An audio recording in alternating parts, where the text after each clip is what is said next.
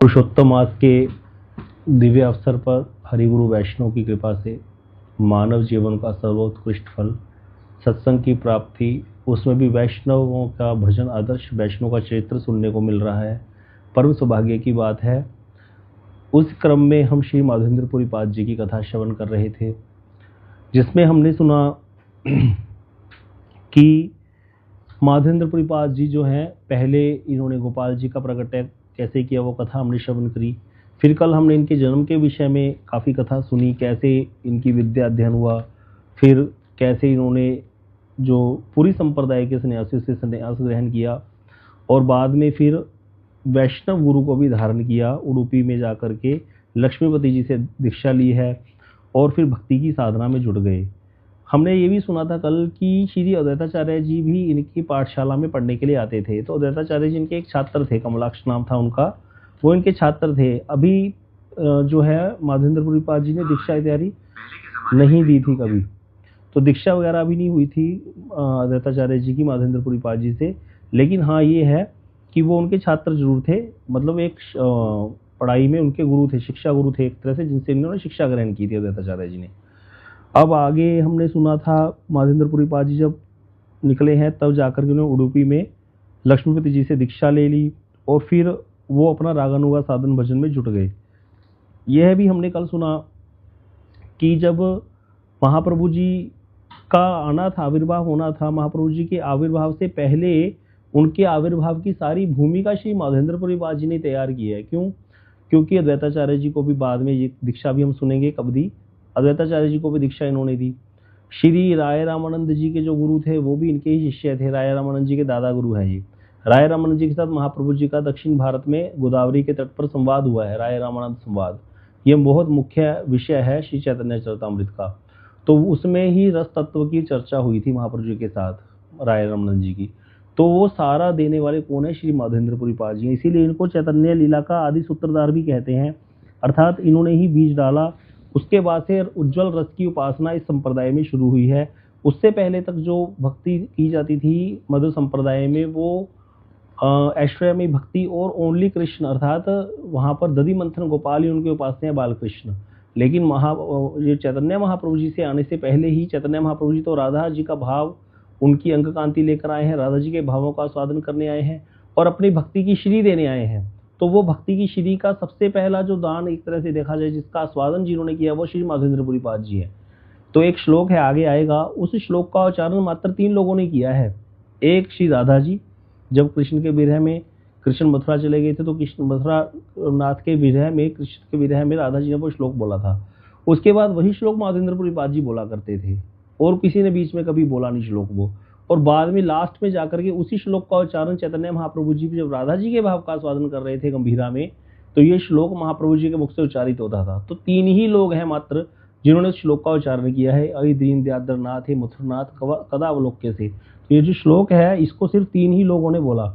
तो इसीलिए श्री माधवेंद्रपुरी पाद जी की बड़ी महिमा है, क्योंकि ये ही महाप्रभु जी का जो भक्ति वृक्ष है उसको जो है उसकी मूल है, उसकी आगे शाखाएं प्रशाखाएं तो बहुत सारी होगी। जड़ जो मजबूत होना बड़ा जरूरी होता है। कोई पेड़ जितना अंदर होगा, पेड़ जड़ होगी जितनी बढ़िया, उतना बढ़िया पेड़ आगे बाहर जो है प्रफुल्लित हो जाएगा। तो ये इसीलिए इनकी हम कथा श्रवण कर रहे हैं और इनके द्वारा गोपाल का प्रगट्य हुआ, जिनको श्रीनाथ जी भी बोलते हैं। अब आगे कथा सुनते हैं हम कि हमने सुना था कि माधवेंद्रपुरी पाद जी ने क्या किया, वो प्रकट कर दिया श्री गोपाल जी को। अब गोपाल जी का प्रगट्य हो गया, गिरिराज जी के ऊपर गोपाल जी को स्थापित कर दिया और इस तरह से वहाँ पर पूजा सेवा शुरू हो गई। अब क्या हुआ, एक दिन गोपाल जी बोलते हैं ठाकुर जी, इनको माधवेंद्रपुरी पाद जी को, यहाँ बता रहे हैं क्या हुआ था कि ब्रजमंडल में रहते माधवेंद्रपुरी पाद जी को 2 साल बीत गए थे। और ये कथा भक्ति रत्नाकर में आती है, यहाँ से इसका रेफरेंस लिया गया है, थोड़ा सा चैतन्य चरितामृत से भी लिया गया है। समय आनंद से कट रहा था और ठाकुर जी की सेवा के लिए कहाँ से कब कौन सामग्री आ जाती थी पता भी नहीं चलता था। माधवेंद्रपुरी पाद जी को कोई भी चिंता इस विषय में करनी नहीं पड़ती थी। जो इस प्रकार के प्रकट विग्रह हैं ये कोई साधारण विग्रह नहीं होते। जैसे जब केशवाचार्य जी ने श्री हरिदेव जी को प्रकट किया था, उस समय भी उनकी यही चिंता थी। जब केशवाचार्य जी को हरिदेव जी ने दर्शन दिए स्वप्नादेश दिया तो भगवान ने बोला, केशव श्री हरिदेव भगवान ने बोला कि मैं ब्रजराव ने मेरी स्थापना की थी और गिरिराज गोवर्धन धारण रूप में मेरा स्वरूप है। मैं यहाँ पर बड़ी परिक्रमा में बिरछू कुंड के में एक पेड़ की मेड़ के नीचे हूँ। मुझ पर हमला हुआ था मंदिर पे जब, तो पंडित मुझे वहाँ छुपा करके चले गए थे। तो मुझे वहाँ से प्रकट करके मेरी सेवा करो। तो वहाँ पर दो बातें श्री केशवाचार्य जी ने कही थी और ना कर दी थी भगवान को प्रकट करने के लिए। बोले प्रभु मेरी दो प्रतिज्ञाएं हैं, अगर मैं आपका प्रगट्य वहाँ से करता हूँ तो मेरी दो प्रतिज्ञाएं टूट जाएंगी। बोले वो कौन सी प्रतिज्ञाएं हैं? कहले पहली मेरी प्रतिज्ञा ये है कि मैं हूँ युगल उपासक। तो आप तो अकेले हो केशव देव जी, केशवाचार्य जी बोले आप तो हरिदेव जी के रूप में अकेले कृष्ण हो, मैं हूँ युगल उपासक। अगर मैं आपका प्रगट्य करूंगा तो मुझे आपकी पूजा सेवा करनी पड़ेगी, तो मेरा युगल उपासना का व्रत खंडित हो जाएगा। तो इसीलिए मैं आपको प्रकट करना नहीं चाहता। दूसरा जो कारण है वो भी है, वो ये है कि अब मैं हूँ लंगोट का साधु। अब मेरे को कोई कुछ दे जाए तो मैं खा लेता हूँ, नहीं तो भूखा ही परिक्रमा करता रहता हूँ, किसी पेड़ के नीचे सो जाता हूँ। जब आपका प्रगट्य हो जाएगा तो आपके लिए मुझे मंदिर बनवाना पड़ेगा, भोग राग की सेवा की व्यवस्था करनी पड़ेगी, और उसके लिए मुझे धन के लिए फिर किसी का मुँह भी देखना पड़ेगा, किसी सेठ का। तो इसीलिए फिर मेरा जो जो अखंड व्रत जो मैंने ले रखा है निष्किंचन का, कि मैं किससे मांगूंगा नहीं, वो निष्किंचनता का व्रत मेरा खंडित हो जाएगा, क्योंकि आपकी सेवा तो फिर मुझे करनी ही पड़ेगी ना। तो इसीलिए मैं ये आपको प्रकट करना नहीं चाहता वहाँ से। तो ठाकुर जी हंसने लगे, बोले देखो आज मैं तुमको एक जो है रहस्य की बात बताता हूँ। अब शाम को हम लोग गिरिराज जी की कथा सुन रहे हैं, तो गिरिराज जी की कथा में हमने क्या सुना? भगवान ने गिरिराज जी की उदाहरण की है, कोई बता सकता है? भगवान ने गिरिराज जी को क्यों उदाहरण किया? कृष्ण ने, हम शाम को रोज सुन रहे हैं गिरिराज जी गोवर्धन की कथा, गोवर्धन को क्यों उदाहरण किया ठाकुर जी ने? हाँ, और क्या कारण था? वो भी ठीक है। सब लोग इकट्ठे रहेंगे वहाँ, मतलब रहेंगे वहाँ पे सब गोपियाँ ब्रजवासी, इंद्र से रक्षा करने के लिए भी किया। मेन तो यही है, दिखा जाए तो समझ में आता है जो। लेकिन ठाकुर जी उस दिन बताते हैं, हरिदेव जी जो है ठाकुर जी केशवाचार्य जी को, देखो मैंने जो गिरिराज धारण किया, सबको लगता है मैंने इंद्र का गर्व खंड करने के लिए गिरिराज को धारण किया, या मैंने ब्रजवासियों की रक्षा के लिए धारण किया, या मैं ब्रजवासियों को अनावृत दर्शन करना चाहता था। ये कारण नहीं था। बोले मेरी सारी लीलाएं के पीछे मूल कारण श्री जी होती है, राधा जी। कहते जब मैं बड़ा हो रहा था, 8 वर्ष का हो गया था, अब मेरे को राधा जी के दर्शन में व्यवधान होता था, क्योंकि पहले छोटे थे तो कहीं भी चले जाते थे, खेलते थे इकट्ठे। लेकिन जैसे जैसे बड़े होने लगे तो गोपियों में तो पहले छोटी अवस्था में विवाह कर देते थे। जब विवाह कर देते थे तो मिलने में व्यवधान होने लगा। अब राधा जी को ज़्यादा बाहर जाने नहीं दिया जाता था। इसीलिए अब मैंने सोचा कोई ऐसी लीला करूँ जिसके द्वारा मेरा राधा जी का अनावृत दर्शन हो। और मैंने क्या किया, इंद्र का जो है, इंद्र को क्रोध करवा दिया, इंद्र का पूजा बंद करा दी। इंद्र ने क्रोध किया ब्रज पर, और उसने ब्रज के ऊपर सावर्तक मेघ ला दिए। इस तरह से इमरजेंसी लगी। इमरजेंसी में तो कोई भी किसी का हाथ पकड़ के भागता है। तो इसीलिए फिर राधा जी को मैं देख रहा हूँ, मैं राधा जी को देख रहा हूँ, राधा जी मेरे को देख रही है, किसी को पता ही नहीं चला। 7 दिन तक सभी परेशान हुए पड़े थे, इमरजेंसी लगी हुई थी, कीर्तन कर रहे हैं। तो इस तरह से मेरी सारी लीलाओं के पीछे राधा जी मूल कारण है। मेरे में और श्री जी में कोई अंतर नहीं है। राधा कृष्ण दो ही रूप, एक आत्मा दो ही देह धरी। राधा कृष्ण एक आत्मा है, 2 देह धारण करी है। अन्य आस्वादने कहते अलग अलग प्रकार से रस का स्वादन करने के लिए 2 रूप धारण किए राधा और कृष्ण ने। इसके लिए बड़े श्लोक हैं, कभी हम चर्चा करेंगे। तो इसीलिए कहते मेरे विग्रह में और श्री जी के विग्रह में कोई फर्क नहीं है। मेरे इस विग्रह के अंदर श्री जी का भी स्वरूप है। मेरी इस विग्रह की सेवा करने से तुम्हारा युगल उपासना का व्रत खंडित नहीं होगा। तो ऐसा करके तुम्हारा ये वाला काम तो गया, चिंता गई। दूसरा तुमने जो कहा तुम्हें मांगना पड़ेगा, तो तुम मेरा प्रगट्य करा दो, तुम्हें किससे मांगना नहीं पड़ेगा, मैं अपने आप व्यवस्था करूंगा। तो ऐसा ही हुआ। केशवाचार्य जी ने ठाकुर जी का प्रगट्य करा दिया वहां से जाकर के वंश्य कुंड से, और अपने आप मंदिर बनवा दिया किसी ने। एक भगवान दास नाम का राजा था आमेर का, उसने बहुत सारा धन इकट्ठा करके बहुत सारे गांवों की जागीर नाम लगवा दी। तो इस तरह से अपने आप सारी सेवा पूजा चल पड़ी, कुछ भी मांगना नहीं पड़ा केशवाचार्य जी को कभी किसी से। तो यहाँ पर भी यही हुआ।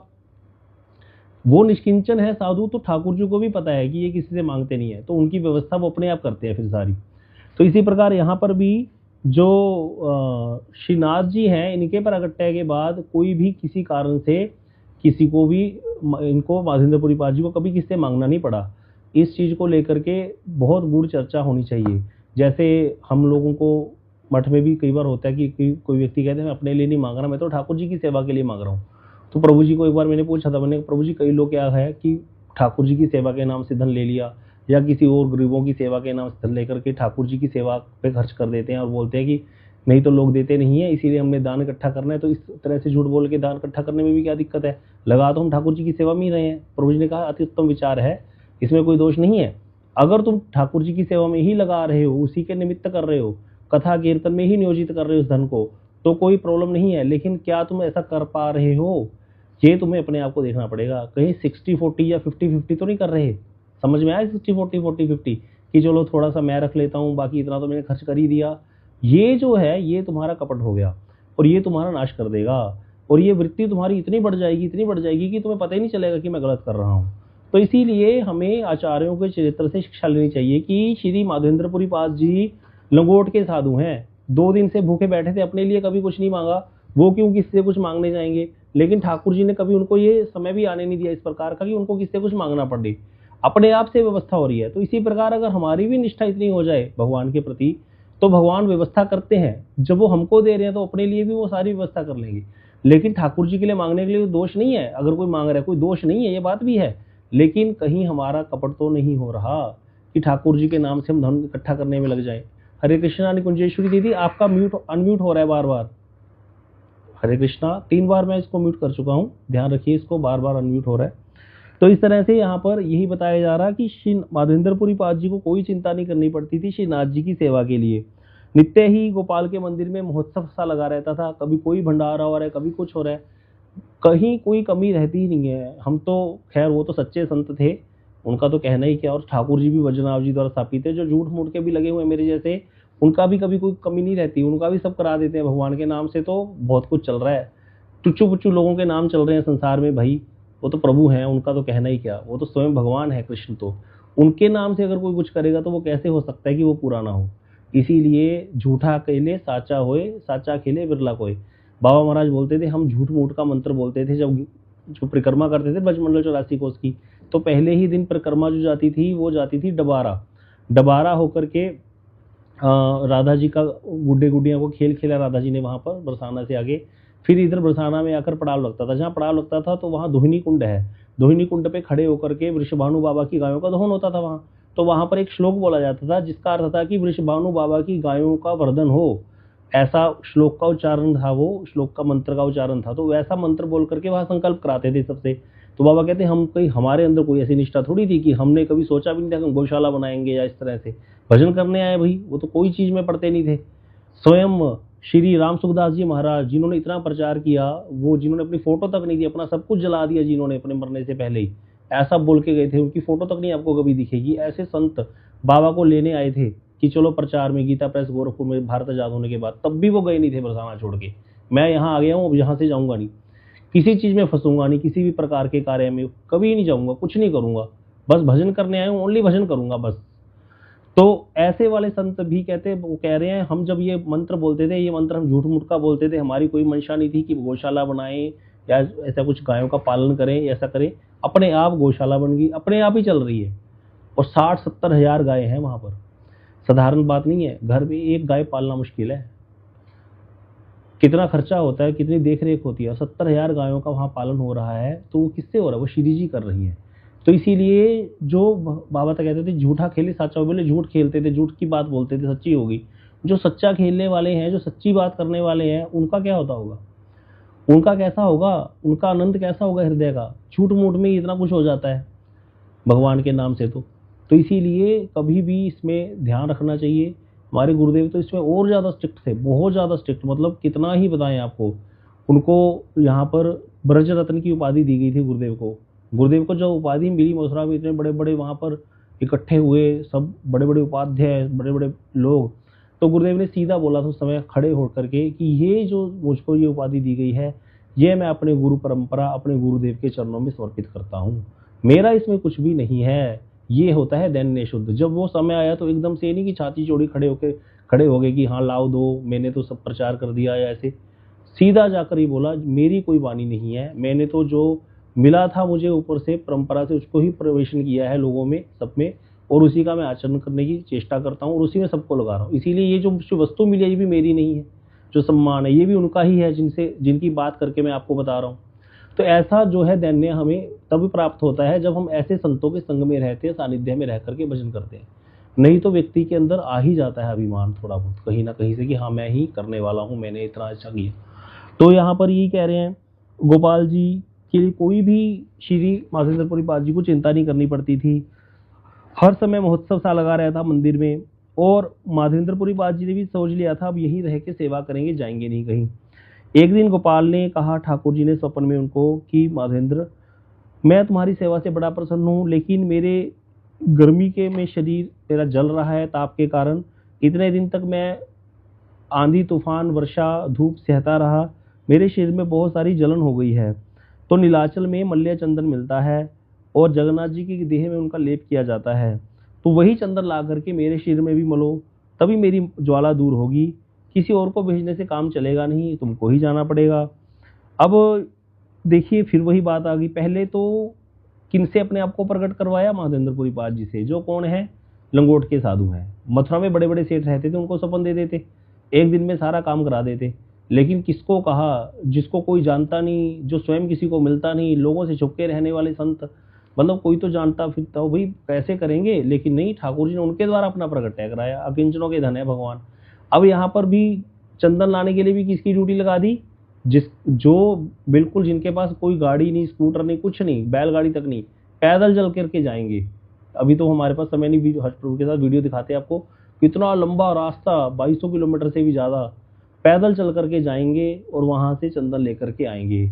और ये भी नहीं सोचा भगवान ने कि भाई चलो जा तो चले तो जाएंगे पैदल, कोई बात नहीं, चलो बंदा पहुँच जाएगा 2 4 5 महीने में, लेकिन वापस कैसे आएंगे चंदन लेकर के? उसको उठाएंगे कैसे? वो कैसे आएगा? क्या व्यवस्था होगी उसकी? लेकिन भगवान अपने आप सब करा देते हैं, बस चुन लेते हैं जिसको भगवान। वो बड़ी बात है कि ठाकुर जी हमको चुन ले और हम भी वैसे वाले हो जाए प्रस्तुत अपने आप के। इसीलिए गुरुदेव हमेशा कहते थे कभी अपने साधन भजन में कमी मत रखो। साधन भजन से भगवान नहीं मिलेंगे, भगवान तो कृपा से ही मिलते हैं। भगवान कृपा करेंगे तभी प्राप्ति होगी उनकी। लेकिन एक किसान खेत इसीलिए ना प्लोइंग करे, अच्छे से जोत करके रखे कि भाई वर्षा का क्या है, वर्षा तो कृपा है, होनी है हो जाएगी, नहीं तो नहीं, मैं ऐसी लगा रहा हूँ। अब मान लो उसने खेत को जोता नहीं, वर्षा हो जाए, बीज उसने डाला नहीं, तो क्या होगा? पानी बह जाएगा सारा ऐसी। तो इसी प्रकार जो इंटेलिजेंट है व्यक्ति, वो अपनी तरफ से कमी नहीं छोड़ता। तो इसीलिए एक साधक जो है अपनी तरफ से अपना साधन भजन पूरा रखता है। बाकी भगवान साधन साध्य नहीं है, भगवान है कृपा साध्य है, ये पक्की बात है। चाहे कोई शास्त्र उठा लो, ये कहीं नहीं लिखा कि भगवान साधन से मिलते हैं, मिलेंगे भगवान कृपा से ही। लेकिन साधन करना भी बड़ा जरूरी है। साधन का परिश्रम देख करके ही भगवान कृपा करते हैं। साधक का साधन का परिश्रम देख के भगवान का चित्त द्रवित होता है। हम लोग सड़क पे जा रहे हैं, कोई भिखारी हमसे मांग रहा है, अब डिपेंड करता है वो कैसे हमारे हृदय में उसके प्रति दया आ जाए। उसको ऐसे अपने आप को दिखाना है कि हमारा हृदय पिघल जाए उसके प्रति, तभी हम उसको देंगे, नहीं तो हम चुपचाप निकले आएंगे आराम से। इसी प्रकार भगवान है, हमें उनको अपने आप को दिखाना है, हमारा साधन का कष्ट देख करके, परिश्रम देख करके वो द्रवित हो जाए, तब जाकर के भगवान की कृपा हो सकती है। वैष्णव कृपा कर दे, वैष्णव भी इसी प्रकार कृपा करते हैं, यही जरूरी है। तो इसलिए साधन भी करना पड़ेगा। कोई सोचे कि भगवान तो कृपा साध्य है, माधवेंद्रपुरी पाद जी को चुन लिया, हमको भी चुन लेंगे, नहीं, हमें अपना साधन जरूरी करना है उसके लिए। और साधन के द्वारा एक चीज की प्राप्ति होती है, क्या? अपनी सेटिस्फेक्शन होती है, मन की, चित्त की शुद्धि होती है साधक की। उसको अपने आप से अच्छा लगता है कि चलो आज मैंने इतना नियम लिया था, इतना तो कि अभी पुरुषोत्तम माह चल रहा है, जो साधक 16 माला कर रहे थे, अगर उन्होंने 18 का नियम ले रखा है, तो जब 18 कर लेते तो उनको एक सेटिस्फेक्शन होती है। कोई ऐसी गंदी वस्तु जो पहले तक नहीं छोड़ पा रहे थे, अभी पुरुषोत्तम मास में छोड़ दिया 1 महीने के लिए, तब उनका बल बढ़ जाएगा। भैया अब देखो 1 महीना तो हमने चाय नहीं पी, 1 महीना तो हमने प्याज नहीं खाया, जो लोग प्याज नहीं छोड़ पा रहे, जो भजन करना चाहते हैं, चलो फिर क्या हो गया, अब तो आगे छोड़ ही देते हैं। फिर कौन सा सर दर्द हुआ था, ऐसे कई चीजें ऐसी होती हैं जो साधन में उसको बढ़ाती हैं आगे। साधन का फल अच्छा है, साधन से व्यक्ति आगे बढ़ता है, उसका शुद्धिकरण होता है, फिर जाकर भगवान कृपा कर देते हैं। यशोदा मैया सुबह से लेकर शाम तक कृष्ण को बांधना चाहती है, लेकिन बांध नहीं पा रही। लेकिन जब शाम तक यशोदा मैया का पसीने छूट गए, यशोदा मैया का परिश्रम देकर के कृष्ण अपने आप बंध गए। फिर पहले वाली रस्सी से ही बंध गए, लेकिन पहले वो इतनी रस्सियां ला करके भी बंध नहीं रहे थे, फिर बाद में लास्ट में पहली वाली रस्सी से ही बंध गए। तो भगवान जब मिलेंगे ना, तो कहीं जाना नहीं पड़ेगा, वो हृदय में ही बैठे हैं। तब कहेंगे भैया अंदर ही प्रकट हो गया, बताओ यहीं बैठे थे, हम कहाँ कहाँ भाग रहे थे, फिर कहीं जाना नहीं पड़ेगा। लेकिन अभी हम बहुत जगह जा रहे हैं। तो इसी प्रकार पहली रस्सी से ही बंध गए भगवान जब बंधे, तो इसी प्रकार सामने ही है, कुछ कहीं दूर थोड़ी है, पर्दा है बस छोटा सा माया का एक। लेकिन वो हटता नहीं है, वो बड़ा भयंकर है। जैसे गोस्वामी ने लिखा ना, यद्यपि मृषा छूटत कट नहीं, जड़ चेतन ग्रंथि पड़ गई, यद्यपि मृषा छूटत कट नहीं। भैया जड़ और चेतन में गांठ पड़ी हुई है हमारी जीव की, माया में। माया है जड़, जीव है चेतन, जीवात्मा चेतन है, उसमें गांठ पड़ गई। जड़ और चेतन में कभी गांठ नहीं पड़ सकती, ये सिर्फ मृषा है। जैसे गधे को बांधा था ना रस्सी से, वैसे मृषा है। लेकिन यद्यपि मृषा छूटत कट नहीं, छूटने में बड़ी कठिनाई है, ये छूटती नहीं है गांठ। तो इसीलिए साधन जरूरी है, साधन करना ही पड़ेगा। कोई व्यक्ति सोच ले कि ऐसी हो जाएगा, जा करके थोड़ा इधर उधर बातें बना लेंगे, नहीं, अब भजन करना पड़ेगा। जो भजन की परिपाटी संख्या पूर्वक नाम गान नति भी, हम षडगोष अष्टम में क्या गाते थे रोज, संख्या पूर्वक नाम गान नति भी कालावसानी कृतो। जिन 6 गोस्वामियों ने संख्या पूर्वक नाम गान किया, नति भी प्रणाम भी संख्या पूर्वक करते थे, 1000 बार प्रणाम करते थे रघुनाथ दास स्वामी, रोज 1000 बार प्रणाम, धरती पर लेट करके वैष्णव को नाम ले लेकर के। तो संख्या पूर्वक नामगान और प्रणाम, कालावसानी कृत, तो काल को वश में कर लिया। तो वैष्णव जो होता है वो काल को वश में करके चलता है। काल को वश में करके चलता का अर्थ क्या हो, कोई बता सकता है? काल को वश में कैसे करता है वैष्णव? क्या काल को अपने अधीन कर लेता है? बताओ कैसे, क्या अर्थ है इसका मनीष प्रभु?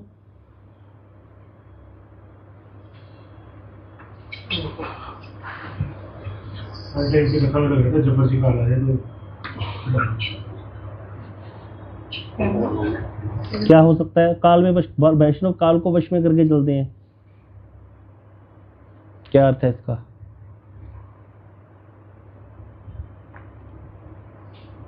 इस श्लोक से समझो ना, संख्या पूर्वक नाम गान नति भी कालावसानी कृतो।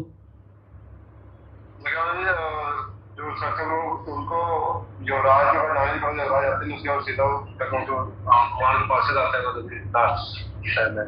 आपकी आवाज ही समझ नहीं आ रही, कहीं हॉल में बैठे। संख्या पूर्वक नाम गान नति भी कालावसानी कृतो, मतलब वैष्णव क्या करते हैं, अपने काल को नष्ट नहीं करते। इसको कहते हैं काल को वश में करना। अब सबको भैया 24 घंटे मिले हैं, 24 घंटे से ज्यादा किसी को मिले। प्रधानमंत्री उसी 24 घंटे में देश चला रहा है और मोची जूते बना लेता है, बस 20-50 रुपए कमा लेता है, 200 रुपए कमा लेता होगा ज्यादा से ज्यादा। और इसी काल को 24 घंटे में कई लोग मिलेनियर बन जाते हैं। इसी 24 घंटे में कई वैष्णव क्या करते हैं, अपना समय को पूरा यूटिलाइज कर लेते हैं। तो वैष्णव जो है वो काल को वश में करके चलते हैं। काल को वश मतलब समय नष्ट नहीं करते। 5 मिनट मिलते तो बोले अरे एक माला हो जाएगी, 5 मिनट है अभी, तो कोई बात ही नहीं है। मान लो ट्रेन, कई लोग ट्रेन आनी होगी ना, पहले ही खड़े हो जाएंगे। ट्रेन में वही ट्रेन की अनाउंसमेंट हुई है 10 मिनट में आएगी, 10 मिनट में तो 2 माला हो जाएंगी। शुद्ध वैष्णव जो भजन करने वाले हैं वो रेलवे स्टेशन पे आराम से बैठे रहते हैं। हमने देखा महाराज जी को, संगरूर जा रहे, मैंने कहा महाराज जी आने वाले संगरूर, सुनाम आ गया बस खत्म। बोले प्रभु जी बैठ जाओ, ट्रेन तुमको उतार के ही जाएगी, कोई चिंता मत करो। और 2 मिनट बहुत होते हैं।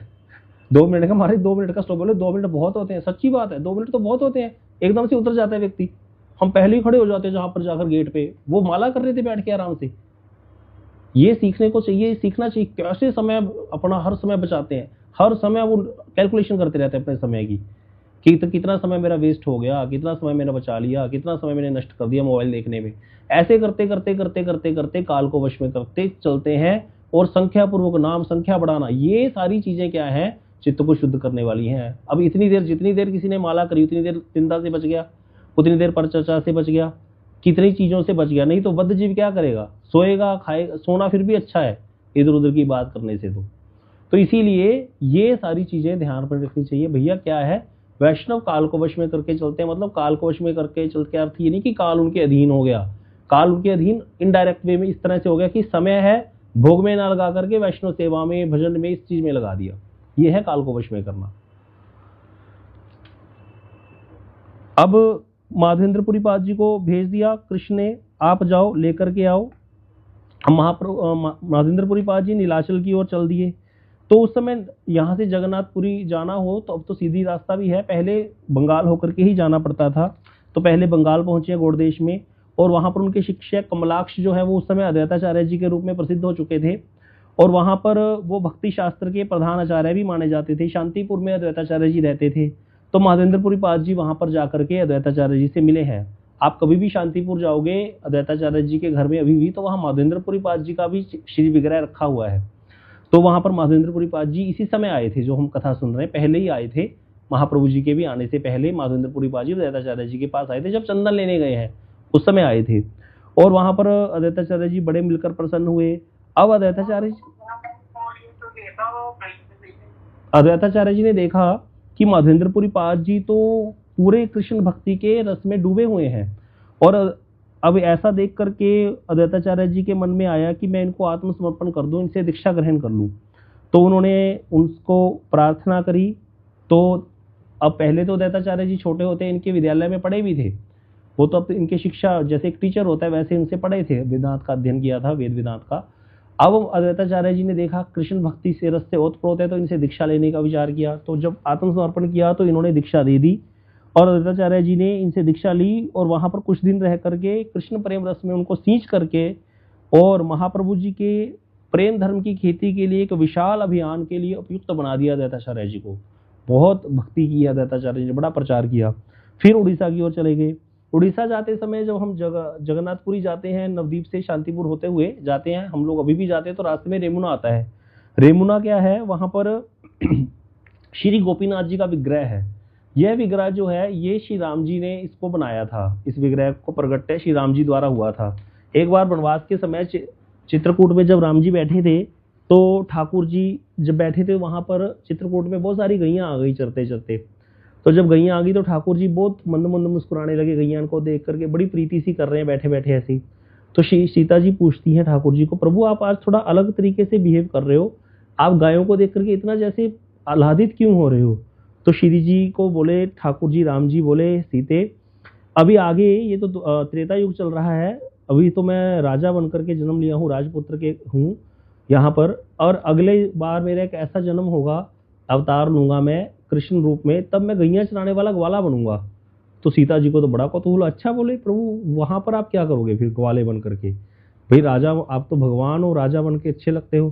बोले नहीं, उस समय तो मैं बहुत मधुर मधुर लीलाएं करूंगा। अच्छा कौन सी लीलाएं करोगे। तो फिर सीता जी पूछने लगी, तो फिर कहने लगी, वहां पर राम जी ने बहुत सारी कृष्ण लीलाओं का वर्णन किया कि मैं गैया चराया करूंगा, माखन चोरी करूंगा, और फिर मैं गिरिराज जी को धारण करूंगा, इंद्र की पूजा बंद कराऊंगा, इस तरह से मैं अनेक अनेक दैत्यों का वध करूंगा। तो यहाँ पर जब सारी बातें सीता जी ने सुनी तो सीता जी को और ज्यादा उत्कंठा हो गई। अब जब किसी के गुणों के बारे में हम सुनते हैं तो उसका रूप देखने की इच्छा हो ही जाती है कि वो कैसा है व्यक्ति, जिसके बारे में इतना सुना, हमें भी मिला, तो भैया उसको उसकी फोटो दिखा दो। तो सीता जी ने कहा मुझे भी दर्शन करने हैं। तो राम जी को जब हट करने लगी तो बोले ठीक है, मैं एक विग्रह बनाता हूँ कृष्ण का अपना ही, जो मैं आऊंगा कृष्ण रूप में, तो तुम अभी कुटिया जो है बंद कर दो। तो कुटिया बंद करके श्री राम जी धनुष कमान से, धनुष के कमान जो तीर होता है, तीर से विग्रह बनाने लगे वहां पर। तो वो विग्रह जो बना वही गोपीनाथ जी का विग्रह था, जो स्वयं राम जी ने कृष्ण विग्रह बनाया। उसमें आप देखना एक विग्रह में विशेषता, जब कभी दर्शन करने जाएंगे, हम जाएंगे कभी, शायद इसी दिसंबर में प्रोग्राम बनेगा जगन्नाथपुरी का, तो वहां पर अब आप जाओगे तो रेमुना में, तो वहां पर जो बंसी भी ठाकुर जी को धारण कराई है वो भी वैसी अंदर ही निहित है। जैसे जनरली जो भी विग्रह होता है ना उसको बंसी बाद में धारण कराई जाती है अलग से, चांदी की बंसरी या पीतल की या तांबे की कोई भी बंसरी, सोने की बंसरी भी धारण कराते हैं कई लोग, पानी चढ़ा हुआ, तो ऐसी बंसरी अलग से धारण कराई जाती है, कभी उतारी भी जाती है। लेकिन वहां गोपीनाथ जी के विग्रह में बंशीधारी किए हुए ही है भगवान। अभी हर्ष प्रभु थोड़ा बिजी है, नहीं तो आपको दर्शन भी करा देते। गोपीनाथ जी आप नेट पे भी डालोगे ना, रेमुना की खीर चौरा गोपीनाथ, आपको विग्रह मिल जाएगा। तो वहां पर इतना सुंदर विग्रह है, वो वहां पर सेवा हो रही थी गोपीनाथ जी के विग्रह की। इस विग्रह की भी बड़ी कथा है, ये कैसे प्रकट हो गया था, कहाँ रावण के पास भी चला गया था, बहुत लंबी कथा है इसकी, कभी फिर सुनेंगे। तो गोपीनाथ जी के विग्रह के दर्शन रास्ते में ही पड़ते थे रेमुना में, तो श्री माधवेंद्रपुरी पाद जी वहीं रुक गए और मंदिर के प्रांगण में ही ठाकुर जी को देख करके कीर्तन करने लगे। कीर्तन करते करते हाथ उठा कर कीर्तन कर रहे हैं, अश्रु रोमांच कंप हो रहा है, सात्विक भाव हो रहे हैं, और सारे वहां पर जो भक्त आए हुए थे इनको देख करके, इनके भावों को देख करके बड़े ही भाव विभोर हो गए सब लोग। और इस तरह से फिर बाद में जो है माधवेंद्रपुरी पाद जी बैठे थे, इतने में वहां पर देखा कि ठाकुर जी को भोग लगने के लिए जा रहा है शाम को। तो वहाँ बड़ा नियम है, वहाँ पर ठाकुर जी को अमृत केली का भोग लगता है। ये अमृत केली क्या है, हमारे पंजाब में तो इसको रबड़ी बोलते हैं बेसिकली, वहाँ पर खीर बोलते हैं, लेकिन हमारे पंजाब में इसको रबड़ी बोलते हैं अगर खाओगे। रबड़ी क्या होता है, दूध को मार मार करके अच्छे से चढ़ा करके अग्नि पर, उसको खोआ तो नहीं बनने दिया जाता, लेकिन गाढ़ा कर लिया जाता है काफ़ी, फिर उसमें मीठा मिला करके बढ़िया मलाईदार होता है वो, काफ़ी अच्छी होती है गाढ़ा दूध, तो वो होती है अमृत केली जिसको बोलते हैं। तो वो अमृत केली का जो था वो भोग 12 कुल्हड़ जो है 12 हांडियों में भोग ठाकुर जी को लगता था, रोज नियम था ये। तो जब अमृत केली का भोग लगने जा रहा था तो श्री माधवेंद्रपुरी पाद जी ने देखा कि ठाकुर जी को अमृत केली का भोग लगने जा रहे गोपीनाथ जी को। इनके मन में विचार आया कि अगर इस जो अमृत केली है ये प्रसाद अगर मुझे भी मिल जाए तो मैं भी थोड़ा चख करके आस्वादन करके वैसा वाला प्रसाद का ठाकुर जी को भोग लगने के बाद अगर मिल जाए तो मैं भी फिर अपने यहाँ नाथ जी को इसी का भोग बना करके लगाया करूँगा वहाँ पर, क्योंकि ये भी विग्रह की सेवा ही तो करते हैं वहाँ पर श्री गोवर्धन में। लेकिन इतना विचार आते ही मन में इनको बड़ा बुरा लगा, अरे मेरे मन में ठाकुर जी का जो प्रसाद जा रहा है उसको देख करके भोग बुद्धि हो गई, जबकि इनकी तो भोग बुद्धि नहीं थी, लेकिन इन्होंने इस चीज़ को भी अच्छा नहीं समझा क्योंकि ये तो कुछ भी मांगते नहीं थे किसी से तो इसीलिए इन्होंने किसी से कुछ नहीं कहा और चुपचाप जा करके बाद में बाहर जा करके बैठ गए। रात्रि में ठाकुर जी का विश्राम हो गया, मंदिर बंद हो गया और ये बाहर ही कहीं दुकानें बंद हो जाती हैं। वहाँ पर बहुत छोटा बाजार है, जहाँ आप अभी भी जाओगे तो जंगल ही है ज़्यादा। तो वहाँ पर बैठे थे किसी दुकान के बाहर जो बनी होती है जगह, वहाँ पर बैठे थे आराम से, वहीं बैठ करके हरिनाम कर रहे थे। और रात्रि में 12-1 बजे पंडित को ठाकुर जी ने जगाया। तो पंडित जी को लगा कि शायद मेरे को ऐसे ही हो रहा है, कुछ धोखा सा, मतलब ऐसे ही लग रहा है, कुछ कोई वहम है। लेकिन उसने देखा सच में मेरे को कोई जगा रहा है। तो ठाकुर जी कहते हैं पागल, मैं उठ, मैं तेरे को जगा रहा हूँ। बोले हाँ प्रभु क्या हो गया?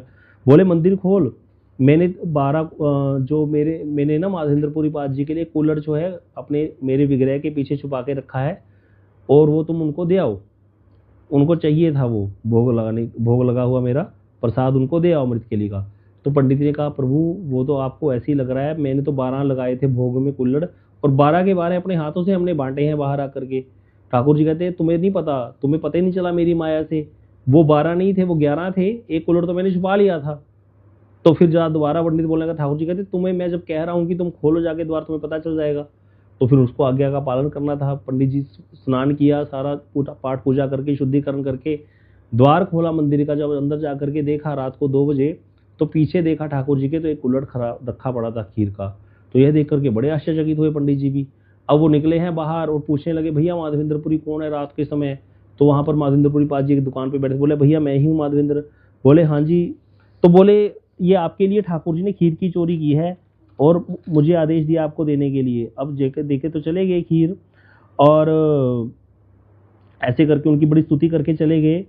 और फिर क्या हुआ, ये तो चले गए, माधवेंद्रपुरी पाद जी उस खीर प्रसाद को पाया, बड़े रोने लगे और उस कुल्हड़ को भी टुकड़े टुकड़े करके रख लिया कि इसको मैं दोबारा इसको थोड़ा थोड़ा प्रसाद में लेता रहूँगा, इसकी मिट्टी को भी। तो इस तरह से अब पुजारी को तो सारी बात पता चल गई थी, माधवेंद्रपुरी पाद जी को तो पता लग गया कि भैया पुजारी तो सुबह सब जगह शोर मचा देगा और यहाँ पर लोग आएंगे, बहुत जान खा जाएंगे, मेरी प्रतिष्ठा से बड़ा दूर भागते थे। तो इस तरह से वो उठे और रात्रि में ही वहाँ से चल पड़े और रात्रि से ही चल करके वहाँ से पहुँच गए हैं आगे श्री जगन्नाथपुरी में। तो यहाँ पर बड़ा सुंदर वर्णन किया है कि ये कृष्ण कौन है। ये गोपीनाथ जी ने खीर नहीं चोरी करी, ये खीर चोरी नहीं करते, ये खीर चोरी करना तो छोटी सी बात है, ये तो चित्त ही चुरा लेते हैं। बड़े सुंदर इसके पद हैं।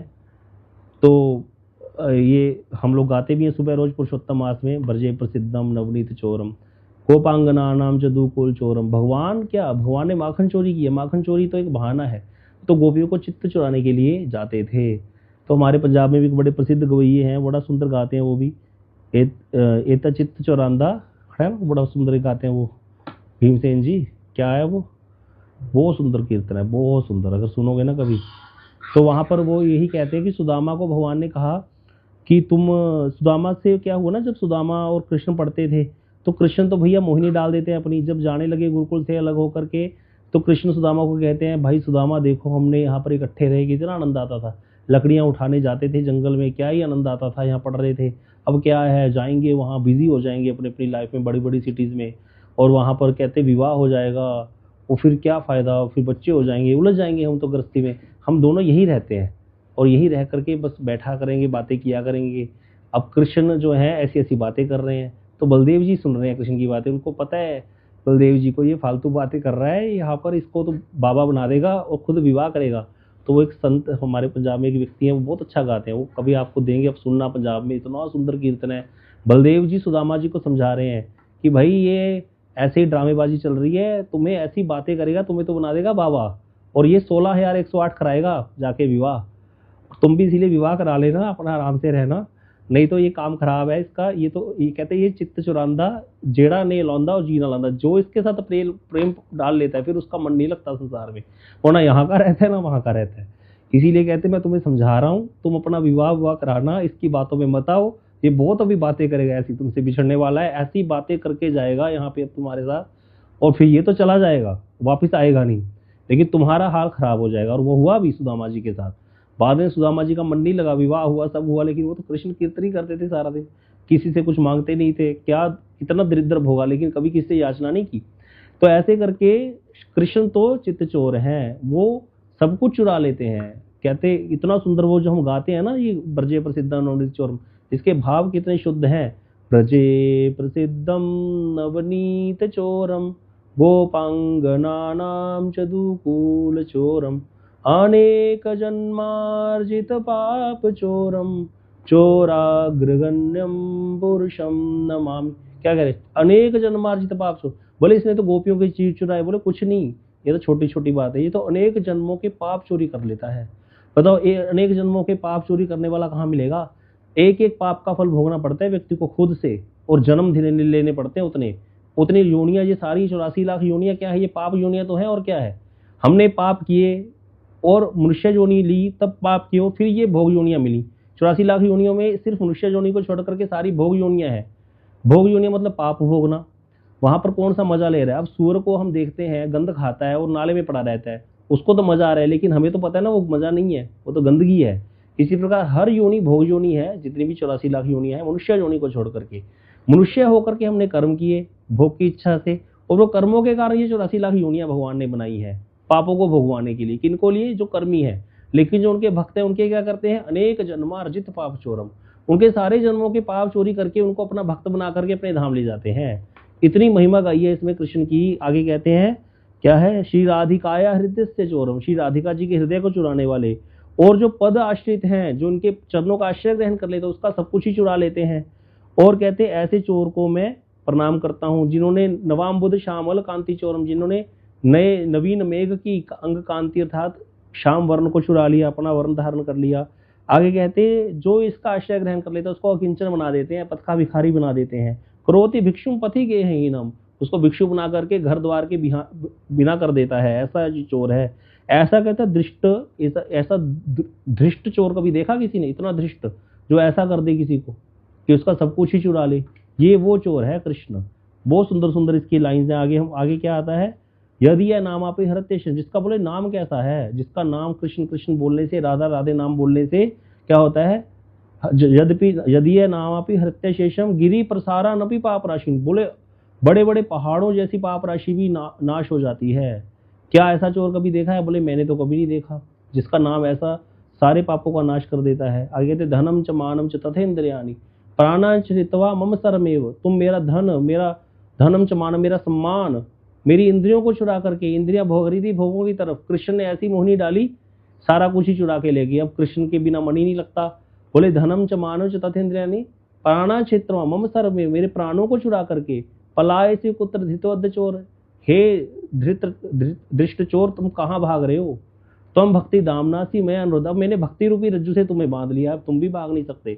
आगे कहते छीनत्सी घोरम यमपाश बंधम, ऐसा चोर है घोर यमपाश बंधन का नाश कर देता है। भीनस्सी भीमम भवपाश बंधम, भयंकर भवपाश बंधन का नाश कर देता है। छीनस्सी सर्वस्य सर्वस्य संबंधम, कहते सब प्रकार के बंधनों का नाश कर देता है। नेहात कृतम भक्त कृतम तो बंधम, प्रभु आप सारे बंधनों को तो तोड़ सकते हो, लेकिन भक्त के जो प्रेम के बंधनों को आप कभी तोड़ नहीं सकते। इसलिए कहते मन मान से तामस राशि घोरे, मेरा जो मन है वो हृदय मेरा अंधकार से गिरा हुआ है, अंधकार ही अंधकार इसके अंदर। मन मान से तामस राशि घोरे कारागृहे दुखमय निबद्ध, मैंने अपने दुखमय कारागार रूपी हृदय में तुमको निबद्ध कर लिया। अब तुम बहुत बड़े चोर हो तो इस हृदय से जाकर के दिखाओ, ये एक भक्त कह रहा है भगवान को। तो इस तरह से बड़ा सुंदर ये यहाँ पर व्याख्या की गई है कि कृष्ण जो है गोपीनाथ जी खीर चुरा करके क्या करते हैं, खीर नहीं चुराई, ये तो चोरी इनका स्वभाव ही है, ये तो बहुत कुछ चुरा लेते हैं अपने भक्तों का, उसको अकिंचन बना देते हैं। ऐसे करके अब यहाँ पर चले गए माधेंद्रपुरी पाद जी, वहाँ नीलाचल में पहुँचे हैं और वहाँ पर जाकर के जगन्नाथ जी के दर्शन करके भाव विभोर हो गए। लेकिन उनके वहाँ पहुँचने से पहले उनकी ख्याति वहाँ पहुँच गई थी। वहाँ खीर चुराने वाली बात पहले ही पहुंच गई थी माधवेंद्रपुरी जी के लिए, खीर चुराई है ठाकुर जी ने। और ये इसी कारण वहाँ जो नीलाचल के लोग थे, बड़े बड़े यात्री महापुरुष के दर्शन, इनके दर्शन करने के लिए उमड़ पड़े। अब माधवेंद्रपुरी जी ने सबसे कहा कि भैया मेरी प्रार्थना है कि मैंने तो अभी तक अपने गोपाल का ताप दूर नहीं किया, और आप लोग मुझे क्या कर रहे हो, प्रणाम कर रहे हो। मैं तो बहुत बड़े कार्य के लिए यहाँ पर आया हूँ, मुझे यहाँ से मल्ले चंदन लेकर के जाना है और उसको लगाना है इस ठाकुर जी के, अपने गोपाल जी के शरीर पर, तब जाकर के जो है मेरा जो कार्य है ये पूरा होगा, तब तक मैं विश्राम नहीं कर सकता। तो इसीलिए अगर आप उसको देने में मेरी हेल्प कर दो तो मैं मानूंगा कृपा। तो वहाँ पर कर्मचारी और कुछ बड़े बड़े लोग जो है उस संग्रह में लग गए, उन्होंने राजा को बताया। तो राजा ने 1 मन चंदन और 20 तोला सुवासित कपूर जो है तोल करके जो है इनको दिया, और कुछ साथ में बैलगाड़ी और 1-2 लोगों की भी व्यवस्था करी जो साथ में जाएंगे, और लास्ट में एक पत्र भी लिख करके दिया जिससे इनको रास्ते में कर नहीं लगेगा। तो माधवेंद्रपुरी पाद जी चल पड़े हैं, खीर वो चंदन उठा करके चल पड़े हैं लेकर के वृंदावन के लिए। अब हम कल कथा श्रवण करेंगे कैसे श्री माधवेंद्रपुरी पाद जी यहाँ पर पहुँचे और क्या क्या हुआ रास्ते में, वो सारी कथा हम दोबारा कल से आगे जो है श्रवण करेंगे। गौर प्रेमानंदे हरि हरि बोल। वांछा कल्पतरुभ्यश्च कृपा सिंधुभ्यश्च पतितानां पावनेभ्यो वैष्णवेभ्यो नमो नमः। हरे कृष्ण प्रभु जी दंडवत प्रणाम। हरे कृष्ण प्रभु जी दंडवत प्रणाम।